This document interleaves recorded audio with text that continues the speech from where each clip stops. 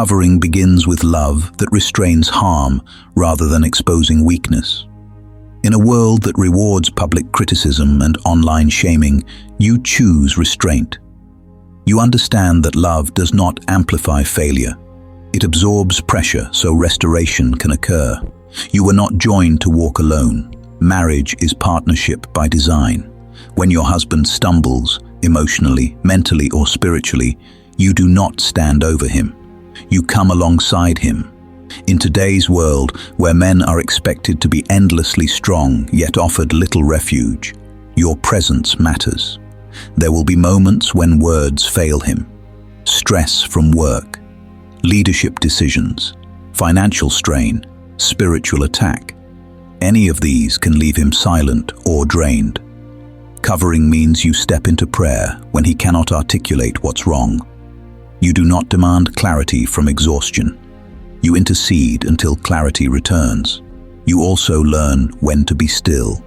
Not every conflict needs immediate resolution. Not every battle is yours to fight. Sometimes covering looks like refusing to escalate tension and allowing God to work while you maintain peace in the home. Covering includes persistence. You stay spiritually alert, praying consistently rather than reactively. You recognize that modern life carries unseen pressure, information overload, moral confusion, constant comparison, and you stay engaged rather than spiritually passive. You were formed for unity, not competition. You are not an accessory to his life, nor are you his replacement. You are part of him. What affects him affects the covenant you share. Your household stands on agreement. In an age where families fracture easily, you choose unity in direction and allegiance. You reinforce the shared commitment of your home even when external culture pushes individualism over covenant. You understand the power of testimony. Your faith matters. Your endurance matters. Your refusal to surrender to bitterness matters. In spiritual conflict, victory is not always loud. Often, it is sustained through faithfulness.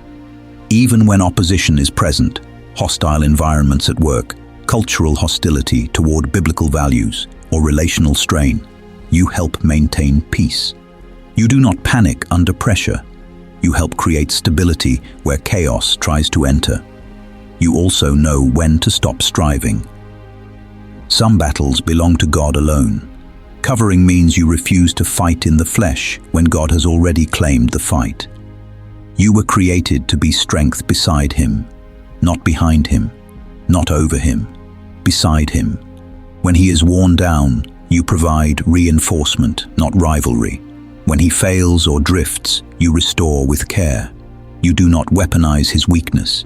You address what must be addressed with the goal of healing, not dominance. You remember that God is the true warrior. Covering aligns with God's power rather than trying to replace it. You trust his role even while remaining faithful in yours. At times, God looks for someone willing to stand in the gap. Covering means you are willing to intercede for your household when others will not. You remain equipped. You do not ignore spiritual danger. You stay grounded in truth, righteousness, and discernment so that deception does not enter unnoticed. You help prepare the way forward. When confusion or delay sets in, you help clear the path by encouraging repentance, obedience, and forward movement rather than stagnation. You speak blessing over your home. In a world full of anxiety and curses spoken casually, you choose words that invoke peace, protection, and clarity. You trust the power of truth. You do not soften what must be said, but you speak it with the intent to break hardness, not to crush identity. You understand that righteous speech heals. Your words are not careless. They are measured, purposeful, life-giving. You align with what is good and reject what destroys. Covering never excuses sin, but it never abandons the sinner either. You recognize the authority of your tongue. You choose not to speak death over seasons of struggle. You speak life into process. You value confession and prayer within covenant. You help create a space where honesty leads to healing, not punishment.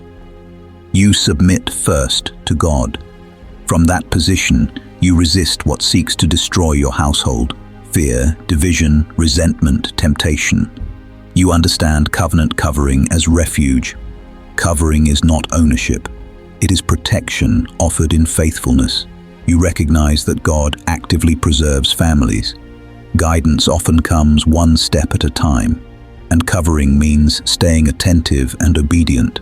You trust that God finishes what He begins.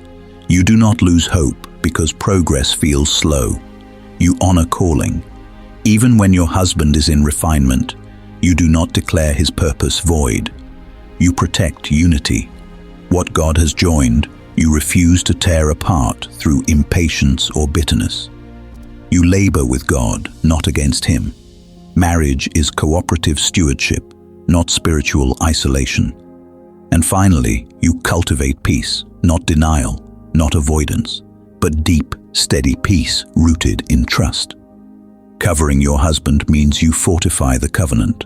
When he is tired, you don't tap out, you tap in. When he is pressured, you reinforce rather than retreat. When he stumbles, you restore rather than expose. When the battle is unseen, you stand watch.